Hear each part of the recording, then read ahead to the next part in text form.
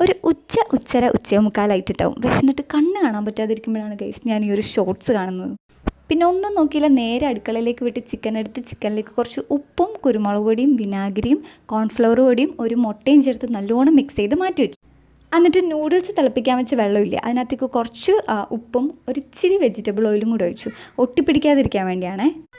പിന്നെ ഞാൻ ആ മാരിനേറ്റ് ചെയ്ത് വെച്ച് ചിക്കൻ പൊരിച്ചുകൊണ്ടിരിക്കുകയാണ് കേട്ടോ. പിന്നെ ഞാൻ നൂഡിൽസ് അപ്പുറത്തേക്ക് മാറ്റി വെച്ചു. അപ്പോൾ അപ്പുറത്തെ നൂഡിൽസ് നിന്ന് ഇപ്പുറത്തെ ചിക്കൻ പൊരിക്കുന്നു. കല്യാണം പാലുകാച്ചൽ കല്യാണം അങ്ങനെ. എന്നിട്ട് ഞാൻ വേവിച്ച് വെച്ച ആ നൂഡിൽസിലേക്ക് ഒരു ഇച്ചിരി ഓയിലും കൂടെ ഒഴിച്ചിട്ട് നല്ലോണം ഒന്ന് മിക്സ് ചെയ്യുന്നുണ്ട്. അപ്പോൾ നല്ലൊരു ഗ്ലേസിങ് കിട്ടും കേട്ടോ. ഇപ്പം നിങ്ങൾ വിചാരിക്കും അത് ആരുടെ കയ്യാന്ന്. എൻ്റെ സ്നേഹനിധിയായ ഭർത്താവ് ചിക്കൻ ഇളക്കാൻ വേണ്ടി വന്നതാണ് ഗൈസ്. ഇളക്കല്ലേ. പിന്നെ ആ ചിക്കൻ പൊരിച്ച ആ എണ്ണയിലേക്ക് ഞാൻ കുറച്ച് ഗാർലിക്കും കുറച്ച് ഒനിയനും കൂടിയിട്ട് നല്ലോണം ഒന്ന് സോട്ട് ചെയ്തെടുക്കുന്നുണ്ടേ.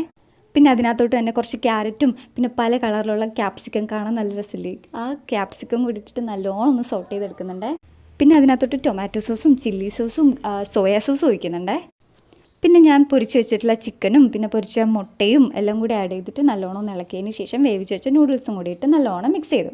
പിന്നെ ലാസ്റ്റായിട്ട് ഞാൻ കുറച്ച് സ്പ്രിംഗ് ഓണിയനും കൂടി ഇട്ടിട്ട് സെർവ് ചെയ്തു. ഞങ്ങളെല്ലാവരും കൂടി നല്ല ഹാപ്പി ആയിട്ടിരുന്ന് കഴിച്ചു. എങ്ങനെയുണ്ടെന്നുള്ളത് ചോദിച്ചതിനുള്ള എക്സ്പ്രഷൻ ആട്ടോ ഇപ്പോൾ കാണുന്നത്. ഐബൂസിനും കൊടുത്ത് ഞങ്ങളെല്ലാവരും കഴിച്ചു കേട്ടോ.